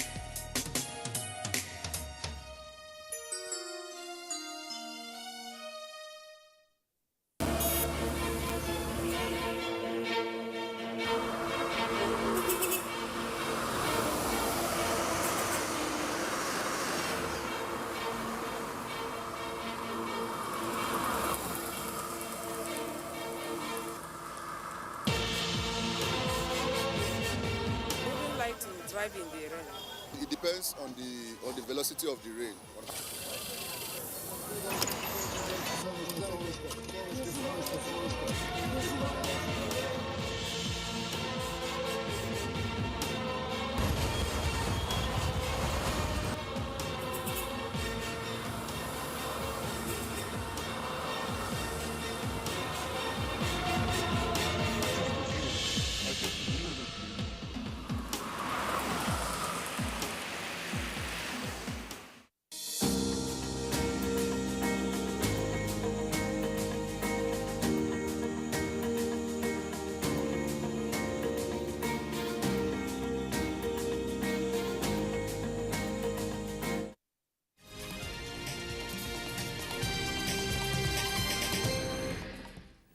Hello and thanks for joining us for the news update. I'm Elizabeth Omori. President of the Senate, Ahmed Lawan, at plenary says the Senate will address issues raised on the electoral bill by the President when both chambers reconvene in January 2022. President Buhari had cited high cost of conducting direct primaries, security, challenges of monitoring the elections, violence of citizens' rights and marginalization of smaller political parties as reasons for declining assent to the electoral bill. The issues raised, and then as a National Assembly, we address the situation in whatever way is appropriate. I believe that this National Assembly, and particularly the Senate, has done so much. The number of COVID-19 infection has continued to increase by the day, with Nigeria recording 4,035 new infections. The breakdown shows that Lagos has 3,393, Rivers 260, Edo 62, Akwa Ibom 42, Kaduna 39, Equities and Oyo states 38 each, while Delta and Kano have 31 each. Others are Ogun with 30 new infections, Abia 26, Bauchi 15, Ondo 14, Enugu 9, while Kwara State recorded 7. So far, Nigeria has 231,413 confirmed cases of COVID-19, out of which 211,853 were treated and discharged, while 2,991 died of the virus. A Nigerian professor of medical chemistry and pharmacology with the University of Maryland, United States of America, Professor Vincent Unja, is at the verge of producing a drug for prostate and breast cancers. The professor made a technical presentation of his discovery before Governor Ben Ayade and the Cross River State Executive Council at the State ESCO Chambers, Calabar.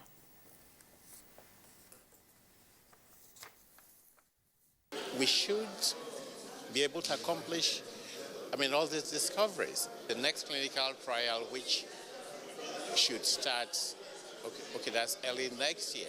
By the time galisterone becomes a drug available in the pharmacy for use, people should remember that indeed the journey started in Ikom, Cross River State, Nigeria, in Africa.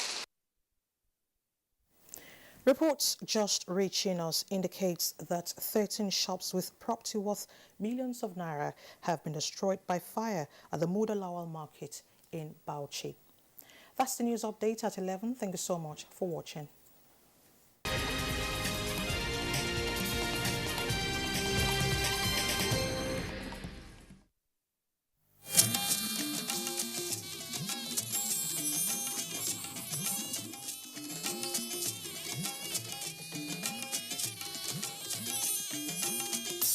This is the network service of the NTA.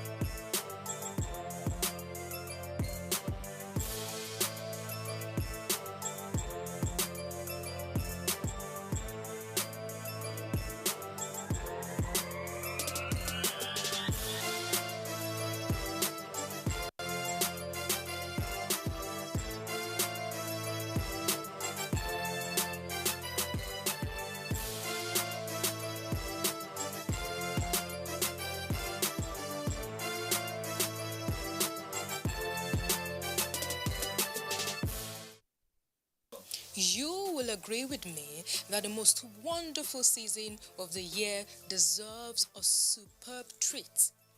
One way to enjoy the Yuletide is to get creative recipes that will make this season a memorable one for family and friends. There are countless pastries, dessert, and even cake recipes to choose from this Christmas. This is Baker's World on the network service of the NTA.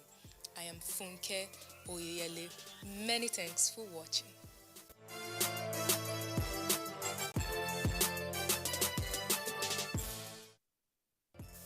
On this special episode of the show, you're sure to have a delightful learning experience. We'll be sharing with you a fruity and easy to make cake recipe. Our guest is an industrious baker who's great at spreading the good taste at any event. We'll let you into our world in our conversation segment. Also, Baker's Gist is on the lineup for you. So fasten your seatbelt and enjoy this special package. We'll be right back.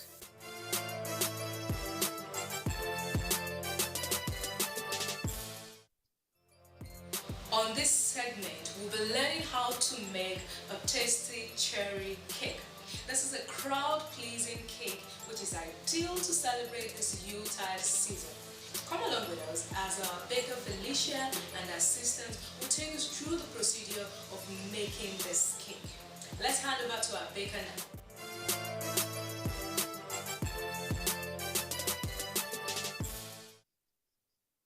Before we start baking, we're going to wash our hands thoroughly.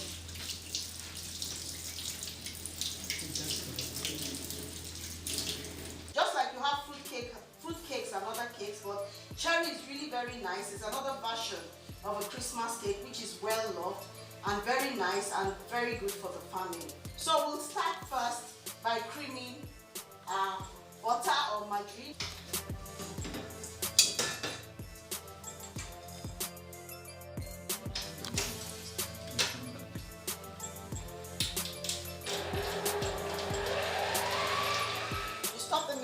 Clear a bit so that you can mix it all up and you can cream the second time.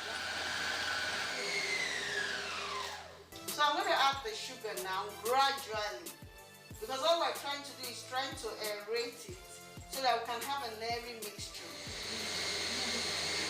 So we can see actually that at this point we have a very light and creamy mixture now. So at this point we prepare to add our eggs in bits. But what you can also do is just break the eggs a bit, just slightly.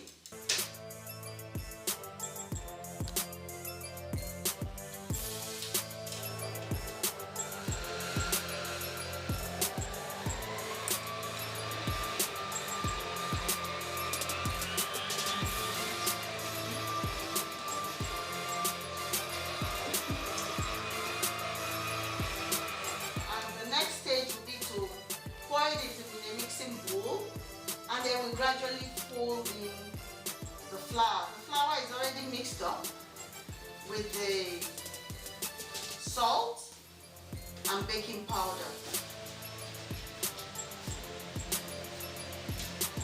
Remember, the flour is mixed up already with the salt and the baking powder before we fold it in. And we'll alternate. You watch me as we alternate with the milk. Right in the milk here, we'll add a teaspoon of vanilla essence and almond. Almond is really nice with cherry cakes. It actually helps, to bring out the real taste.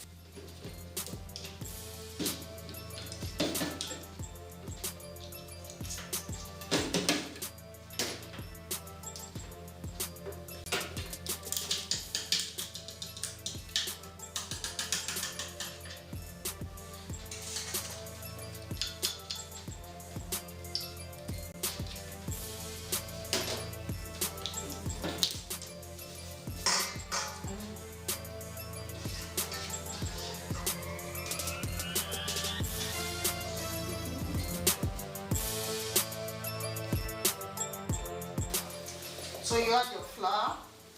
Remember, it's already mixed up with salt and baking powder. We'll just gradually, we're not overbeating, just either you use the cutting method to gradually just folding the flour into your mixture.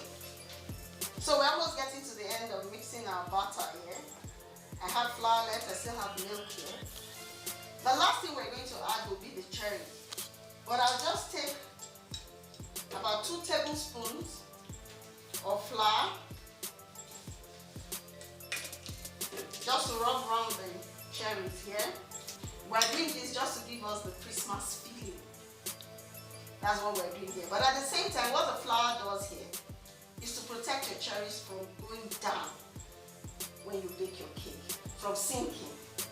Now remember too, we actually had washed the cherries because they're actually glazed cherries, but we washed them so that they can dry properly before we add them into the mixture.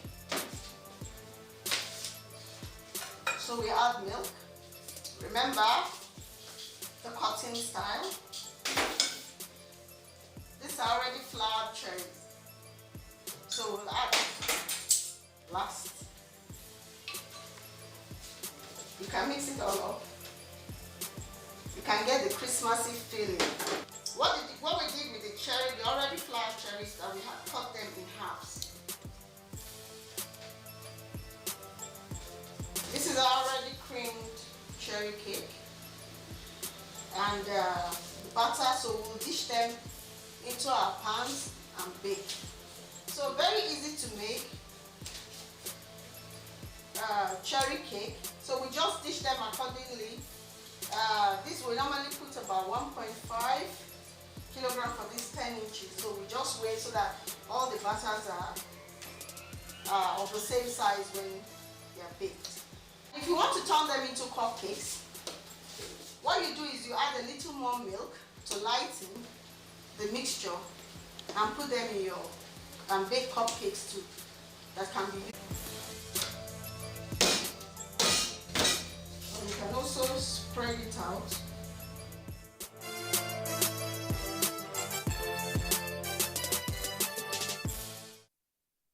It's about time to meet our guest baker. That will be after this short break. Don't go anywhere.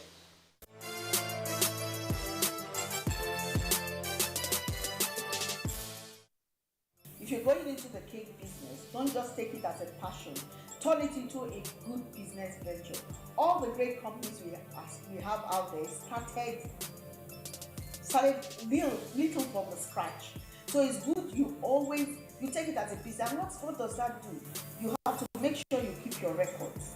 Both your incoming, your outgoing. Try and tell yourself that I must have a structure for this. Felicia Ohikere hails from Okene, Kogi State. She was born on January 19, 1968 in Samaru, Zaria, Kaduna State. She attended Queen's School in Ilorin till 1983.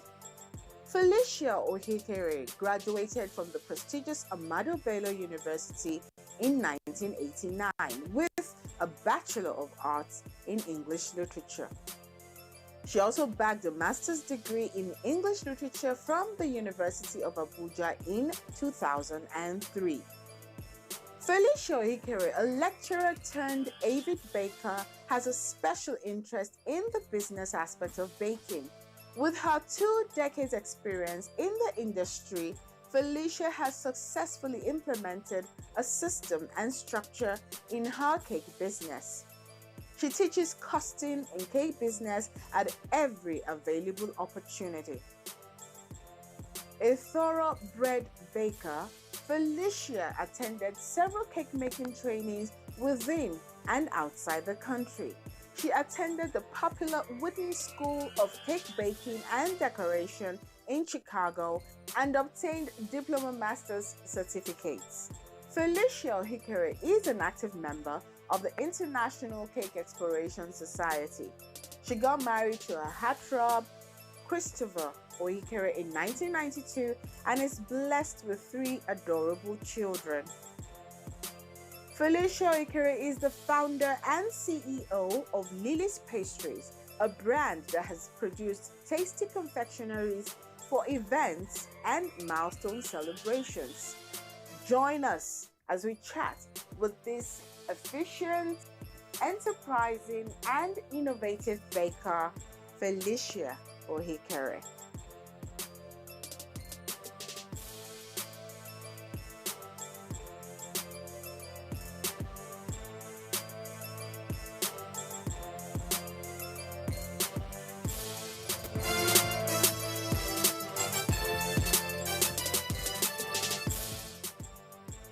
You're welcome back. You're still watching Baker's World on the network service of the NTA.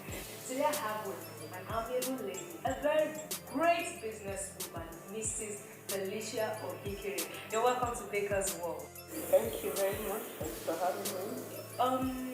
You have been, I really want to hear more about your experience because you've been in the baking industry for close to 2 decades. Share with me about your experiences in the baking industry, from when you started to how your journey has been until this very moment. How has it been? Well, it's been an amazing experience, I must say. It was also very, very, very much eventful because like I said, it wasn't I just didn't go into baking. You know, it started, being a lecturer. Like I said, so as a lecturer, I was also baking, and at the same time, I had to, at some point, I had to be able to pick between the two, And at the end of the day, after my thorough self-search, was when I discovered that. So I now focus more on baking. It just didn't start like that. The background all started with the background I had with my mom, who was a home economics teacher. You're such a successful baker, and people want to know, how did she do it? I want to be as successful as her. What do I need to do? But I don't have the finances, I don't have the funds. What do I need to do? What would be your advice for that young person out there that wants to go into the baking industry and they do have the passion for it? What would be your advice for them? My advice is they must try and look for organizations. There are lots of organizations now in Nigeria that are ready and out there to help to groom the young girl out there who decides to start a business of their own, SMEs. Like, I belong to NECA's network of entrepreneurial women. What exactly will this organization do? Such organizations, like I said, I belong to NEW, and NEW has a program for such young business people, and it's called Start Your Business. You keep all the things you buy, you make sure you have a record, you have the receipts, they are all filed. Because even at the end of the day, if you need assistance, even if you need financial assistance, everybody wants to go to somebody who is structured, who has all information, ready information in terms of the business, they see the organization, you have receipts going out. These days, they want to say, people want to know that, do you have a TIN number? It's as crucial as that. You start your business. They teach you all the structures you need from the beginning to help you to build a business plan for your business. So, for all of these years that you've been making cakes, I know you must have made different cakes for Christmas over the year, and we're in the season of Christmas now. So, tell me what type of cake people usually order for during the Christmas. Over time, different people and the taste bud, but really, originally and traditionally, it's fruit cake, and that's a cake that has the regular cake you have, that has the sultanas, cherries, and all that, and nuts, and all the rest. That's what basically a lot of people order for them. But then you also have a lot of people that actually want just a plain cake. They just want they just want a plain vanilla cake or a butterscotch cake, or just something different. And speaking of that, let's talk about the cake that you are making for us today. A cherry cake. That's what you're making for us today. What about that cherry cake? What makes it so special? Why do people order for it? What is it about the cake? It's actually very old. It's as old as the fruit cake. It's just a lot of people don't, I don't know, a lot of people don't seem to know about it, but it's a bit of a deviation, and I think it even suits the times we are in now, because it's a basic butter cake, but what we've done here is to chop red and green cherry just to give that Christmassy feeling. What about the decoration? Oh, decoration, it's also very Christmassy. Merry Christmas, for the Christmas face on it. We have the garland, we just have a lot of snowflakes hanging around it.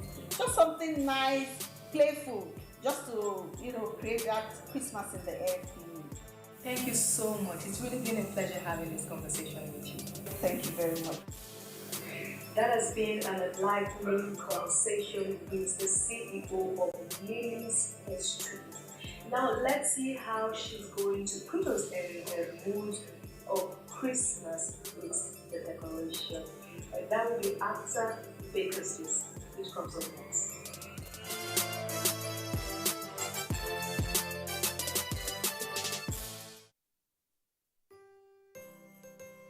It's that time of the year again, when there is so much merrying and fun-filled time. The most popular thing to do at this period is family time and bonding, which usually involve lots of cooking and baking special dishes that excite everyone.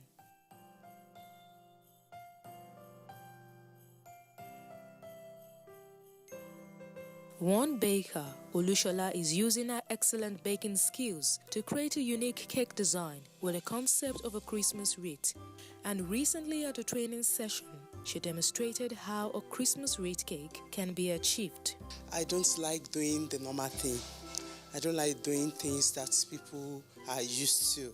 So when this idea came that I should come and teach here, I said, okay, since we are entering into Christmas season, let me take Christmas cakes idea. So the idea of Christmas wreaths now came to my mind that why don't you make Christmas wreaths and see what will come out of it. When I designed the concept, I look at it as, oh great, it will be a nice concept. Olushola baked a cake in a tube pan and began carving around it to achieve a smooth circular form of a Christmas wreath.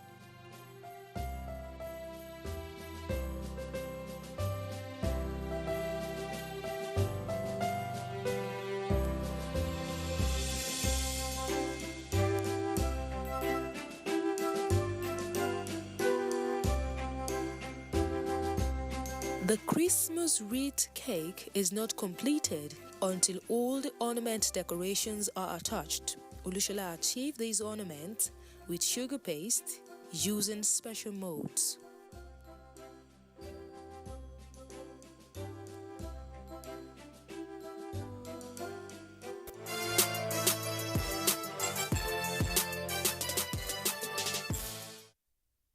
The cake has been baked and crumb-coated. We set the cake in layers, crumb-coated, filled, so it's ready. Like this one is done already, and she's already coating this 10-inch. So we're going to give you here a basic fondant, simple Christmas cake with some accessories, Christmas accessories. While she's buttercreaming this, I'll start covering this one that has already been done.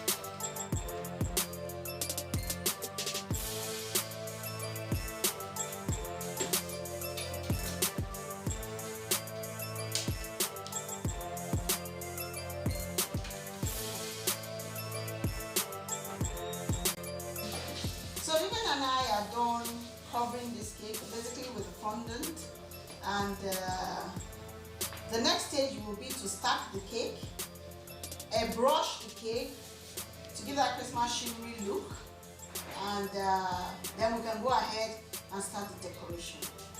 So what I'm trying to do here is just to create like garlands around the cake. It's a pattern.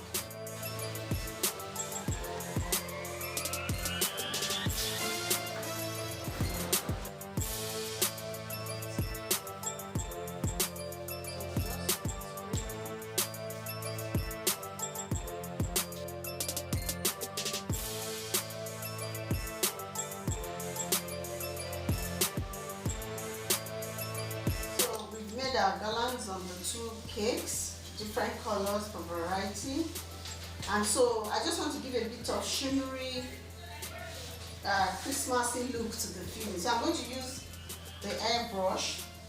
The next stage will be to stack the cakes. That's putting one on top of the other.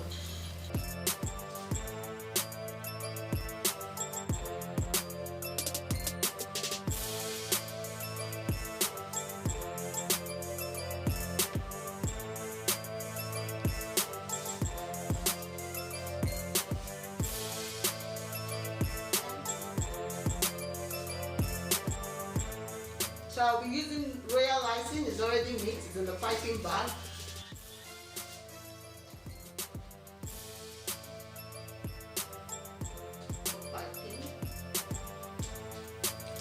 what you call the snowflakes. Add a little bit of royal. Just pick up little points around the cake. These are little things we can just use just to hang around the cake. So make sure whatever you're using to attach all your accessories are edible. We have the glue, we have the royal icing, and all these are made from sugar free.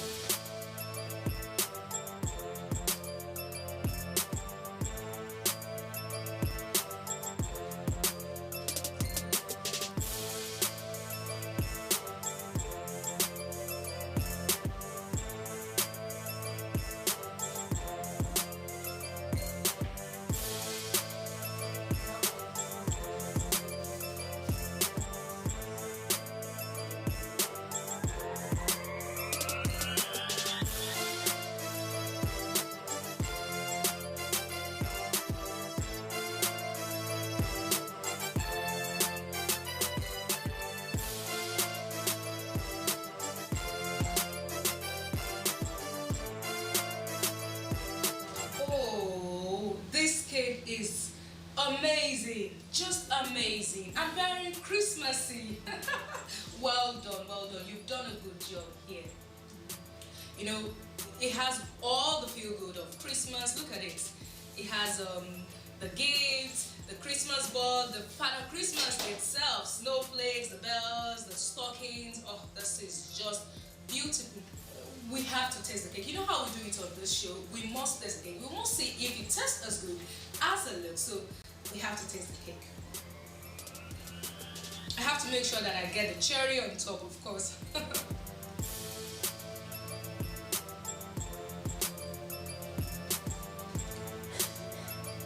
Very, very delicious. This is very delicious. And you know, if you want something this delicious and something that looks this good, all you need to do is order for something like this for you and your family to enjoy this Christmas. Or you can just, you know, if you want to get on your creative side, follow all the steps and procedure displayed by our amazing baker, and you can always make something this amazing. That's all we have for you today on Baker's World. We'll come your way next week with a more exciting episode. You can reach us on all our social media platforms: Facebook, YouTube, Instagram, Baker's World on NTA. I am Funke Oyele. See you next week.